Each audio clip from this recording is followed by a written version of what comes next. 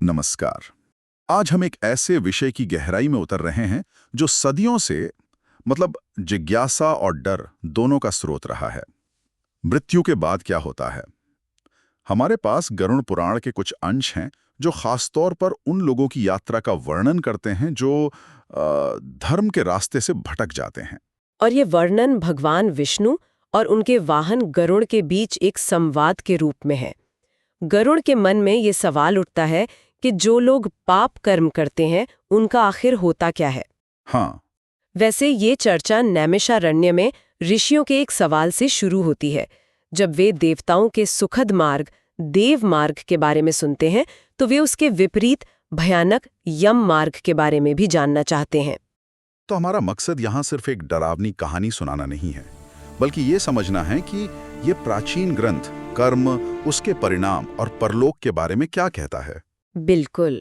तो चलिए इस रहस्यमयी और भयावह यम मार्ग को समझने की कोशिश करते हैं। सब कुछ शुरू होता है उस आखिरी पल से।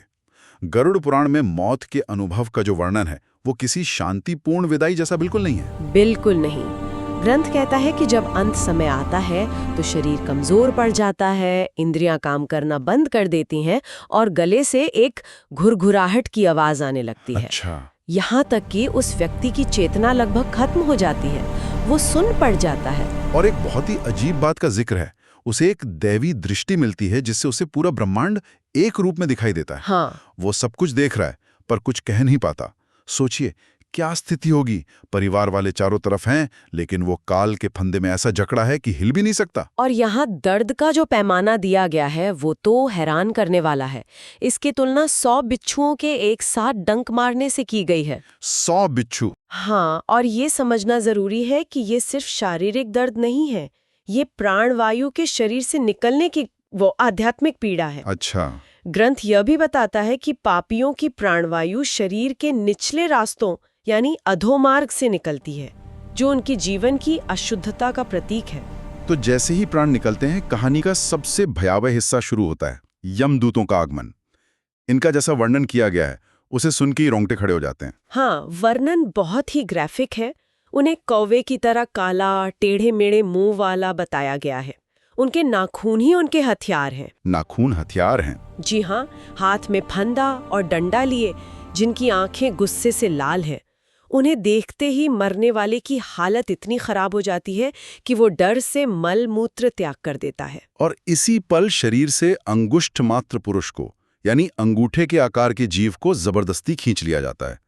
ये शायद सूक्ष्म शरीर की बात हो रही है ना? सही कहा।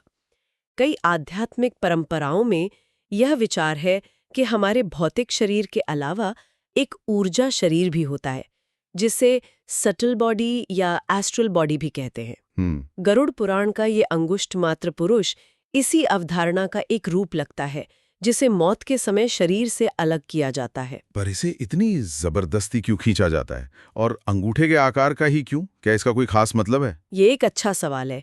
देखिए, जबरदस्ती खींचना शायद उस जीव के अपने शरीर और सांसारिक मोह से गहरे जुड़ाव को दिखाता है। वो जाना नहीं चाहता। अच्छा, मतलब लगाव की वजह से। हाँ, और अंगूठे का आकार अक्सर उपनिषदों में आत्मा या चेतना के केंद्र के प्रतीक के रूप में इस्तेमाल हुआ है, जो हृदय में निवास करता है। तो ये एक प्रतीकात्मक वर्णन ज्यादा लगता है। यमदूत उसे खींचकर तुरंत एक यातना देह में डाल देते हैं। एक मिनट, यातना देह ये क्या है? ये एक खास तरह पर शरीर है जो न तो भौतिक है और न ही पूरी तरह से सूक्ष्म। ये सिर्फ उस आगे की यात्रा के कष्टों को भोगने के लिए बनाया गया है। सिर्फ कष्ट भोगने के लिए एक शरीर? जी। इसके बाद उसके गले में फंदा डालकर उसे वैसे ही घसीटा जाता है जैसे कोई सिपाही किसी अपराधी को ले जाता है। ये यात्रा भी कोई छोटी मोटी नहीं है। यमदूत उसे लगातार डराते धमकाते रहते हैं। श्रोत में उनके शब्द दिए गए हैं, अरे दुष्ट, जल्दी चल, तुझे कुंभीपाक नरक में ले जाएंगे। हाँ, ये मानसिक प्रताड़ना भी है। बिल्कुल। और यात्रा के कष्टों का तो बहुत विस्तार से वर्णन है। जीव को भूख प्यास लगती है लेकिन कुछ मिलता नहीं। उसे तपती हुई बालू और नुकीले पत्थरों पर चलना पड़ता है। पीठ पर कोड़ों की मार पड़ती है और रास्ते में भयानक कुत्ते उसे काटते हैं। कहीं कोई छांव नहीं, पानी की एक बूंद नहीं। और वो चलता रहता है। वो थककर बार बार गिरता है, बेहोश होता है, फिर उठता है और अंधेरे से भरे यमलोक की ओर चलता है। लेकिन यहाँ कहानी में एक अजीब मोड़ आता है। इतना सब होने के बाद उसे सीधे सजा नहीं मिलती। उसे सिर्फ 2 या 3 मुहूर्त यानी कुछ घंटों के अंदर ही यमराज के सामने पेश कर दिया जाता है। हाँ, और ये बहुत दिलचस्प हिस्सा है। उसे यमराज और नरक की एक झलक दिखाई जाती है, शायद ये बताने के लिए कि उसका भविष्य क्या है। और फिर यम की आज्ञा से यमदूत उसे वापस पृथ्वी पर उसके मृत शरीर के पास ले आते हैं। अच्छा, वापस क्यों? ये तो बहुत अजीब है। इसका एक गहरा मनोवैज्ञानिक कारण लगता है। पृथ्वी पर आकर वो आत्मा अपने पुराने शरीर में फिर से घुसने की कोशिश करती है, क्योंकि उसकी सारी वासनाएं, सारा मोह उसी से जुड़ा है। लेकिन वो तो कर नहीं सकता। बिल्कुल नहीं। यमदूतों के फंदे में बंधा होने के कारण वैसा नहीं कर पाता। वो अपने रोते बिलखते परिवार को देखता है पर कुछ कर नहीं सकता। वो भूख प्यास से तड़पता है। तो यह एक तरह का डेडलॉक है? हाँ, एक ऐसी स्थिति जहां वो ना तो दुनिया में लौट सकता है, ना ही आगे बढ़ सकता है। तो आत्मा पृथ्वी पर फंसी हुई है, भूख प्यास से तड़प रही है।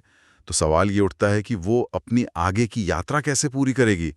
क्या कोई तरीका है जिससे उसके जीवित प्रियजन उसकी मदद कर सकें? बिल्कुल। और यहीं पर पिंडदान की भूमिका सामने आती है, जो सिर्फ एक रस्म नहीं बल्कि इस डेडलॉक को तोड़ने का एक जरिया है। अच्छा। ग्रंथ के अनुसार पुत्र द्वारा 10 दिनों तक दिए जाने वाले पिंड से ही उस यातना देह का पूरी तरह से निर्माण होता है, जिससे वो आगे की लंबी यात्रा कर सके। तो हर दिन के पिंड का एक खास मकसद है, वो शरीर का एक खास हिस्सा बनाता है। ये तो किसी बायोलॉजिकल ब्लूप्रिंट जैसा लग रहा है। आपने बहुत सही शब्द इस्तेमाल किया, ब्लूप्रिंट। ये प्रक्रिया बहुत व्यवस्थित है। पहले दिन के पिंड से सिर बनता है, पहले दिन सिर, दूसरे दिन गर्दन और कंधे, तीसरे दिन से हृदय, चौथे दिन पीठ, पांचवें दिन नाभि, छठे और सातवें दिन कमर और शरीर के निचले हिस्से बनते हैं। और फिर पैर। आठवें दिन जांघें और 9वें दिन घुटने और पैर तैयार होते हैं। ये सिर्फ एक प्रक्रिया नहीं है, इसमें तो गहरा सिंबलिज्म छिपा है। एक तरह से यह उस व्यक्ति के सांसारिक जीवन का उल्टा निर्माण है। जहां जन्म के समय 9 महीने में एक शरीर बनता है, हाँ, यहाँ 9 दिनों में एक ऐसा शरीर बनाया जा रहा है जिसका एकमात्र उद्देश्य कष्ट भोगना है। ये कर्म के सिद्धांत को बहुत ही विसरल तरीके से दिखाता है। आपके कर्मों का फल भोगने के लिए एक शरीर का निर्माण आपके ही प्रियजनों के हाथों से होता है। 10वें दिन के पिंड से उस शरीर में भूख और प्यास की तीव्र भावना पैदा होती है। फिर इस एक हाथ लंबे शरीर को लेकर वो 11वें और 12वें दिन भोजन करता है। और अगर किसी को ये पिंडदान ना मिले तो ग्रंथ ये साफ कहता है कि जिन पापियों को ये पिंडदान नहीं मिलता, वो प्रेत बनकर हजारों साल तक निर्जन जंगलों में भटकते रहते हैं। और ग्रंथ में एक बहुत ही दमदार पंक्ति है, करोड़ों कल्प बीत जाने पर भी बिना भोगे कर्म का नाश नहीं होता। हाँ, इसका मतलब ये सब अटल है। यही इस पूरे वर्णन का सार है। पिंडदान उस यात्रा को संभव बनाने का एक साधन है, कर्मों से मुक्ति का नहीं। जब तक जीव अपने पापों का फल भोग नहीं लेता, उसे छुटकारा नहीं मिलता। तो 13वें दिन जब ये नया शरीर तैयार हो जाता है, तब असली लंबी यात्रा शुरू होती है। ये यात्रा 66,000 योजन की बताई गई है। ये दूरी कितनी होगी आज के हिसाब से? एक योजन लगभग 13 से 15 किलोमीटर का होता है, तो हम बात कर रहे हैं लगभग 8 से 9 लाख किलोमीटर की दूरी की। 8 से 9 लाख किलोमीटर? हाँ, ये पृथ्वी के लगभग 20 चक्कर लगाने के बराबर है। और ये यात्रा पैदल करनी है। पैदल? ये आंकड़ा सिर्फ एक संख्या नहीं है, ये कष्ट की भयावहता और यात्रा की अनंतता को स्थापित करने के लिए है। और इस यात्रा पर जीव अकेला होता है, उसे बंदर की तरह बांधकर ले जाया जाता है। वो हर दिन लगभग 247 योजन चलता है। इस यात्रा में उसे सिर्फ चलना ही नहीं है, बल्कि 16 पुरों यानी शहरों से होकर गुजरना पड़ता है। हाँ, और इन पुरों के नाम ही उनके स्वभाव को बता देते हैं। जैसे एक शहर का नाम है क्रूरपुर, क्रूरता का शहर। अच्छा। एक है दुखदपुर, दुख देने वाला शहर। एक और है नाना क्रंदपुर, यानी ऐसा शहर जहां से हर तरफ से बस रोने चिल्लाने की आवाजें आती हैं। और भी हैं? हाँ, फिर आता है बहुभीतिपुर, यानी बहुत ज्यादा डर वाला शहर। तो क्या ये सच में शहर है या फिर ये आत्मा की मानसिक अवस्थाओं का प्रतीक है? मतलब क्या ये उसके अपने ही कर्मों का प्रतिबिंब है जिसे वो एक शहर के रूप में अनुभव कर रहा है? ये एक बेहतरीन सवाल है। ग्रंथ इन्हें भौतिक स्थानों की तरह वर्णित करता है, लेकिन इनका गहरा प्रतीकात्मक अर्थ भी हो सकता है। हो सकता है कि ये वो मानसिक पड़ाव हो जहां जीव को अपने ही कर्मों जैसे क्रूरता, दूसरों को दिए दुख और पैदा किए गए भय का सामना करना पड़ता हो। तो ये यात्रा सिर्फ शारीरिक नहीं बल्कि एक गहरी मनोवैज्ञानिक यात्रा भी है। बिल्कुल, वो अपने घर परिवार को याद करके रास्ते भर रोता चिल्लाता हुआ यमपुरी की ओर बढ़ता है। इन सभी को पार करने के बाद ही वो पापी जीव यमपुरी पहुंचता है, जहां उसके कर्मों का अंतिम हिसाब होना है। ये पूरी यात्रा ही अपने आप में एक सजा जैसी लगती है। हिसाब तो बाद में शुरू होगा। ये एक बहुत महत्वपूर्ण अवलोकन है। यात्रा का हर पहलू, चाहे वो यमदूतों का व्यवहार हो, रास्ते की मुश्किलें हों या इन 16 पुरों का डरावना स्वरूप हो, सब कुछ उस जीव को उसके कर्मों का एहसास कराने के लिए ही रचा गया है। तो ये थी गरुड़ पुराण के अनुसार यम मार्ग की यात्रा। मृत्यु की पीड़ा से लेकर यमदूतों के आतंक, एक नए शरीर के निर्माण और फिर कर्मों का हिसाब चुकाने के लिए एक लंबी, कष्टदायक यात्रा तक। ये वर्णन वाकई हमें जीवन में किए गए कर्मों के परिणामों के बारे में सोचने पर मजबूर करता है। इस पूरी प्रक्रिया का हर एक विवरण, चाहे वो यातना देह का निर्माण हो या 16 कष्टदायक पुरों से गुजरना, एक ही विचार को स्थापित करता है: कर्मों के फल से बचना असंभव है।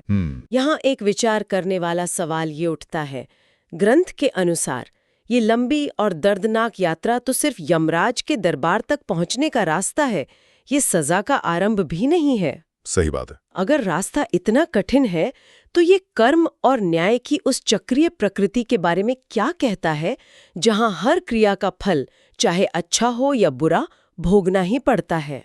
सवाल ये नहीं कि यमलोक कैसा होता है, सवाल ये है कि क्या हम उसे पार कर पाएंगे।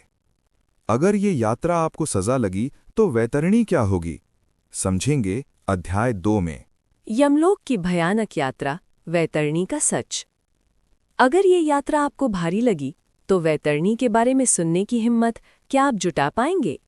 मिलते हैं अगले अध्याय में। आप सभी का धन्यवाद।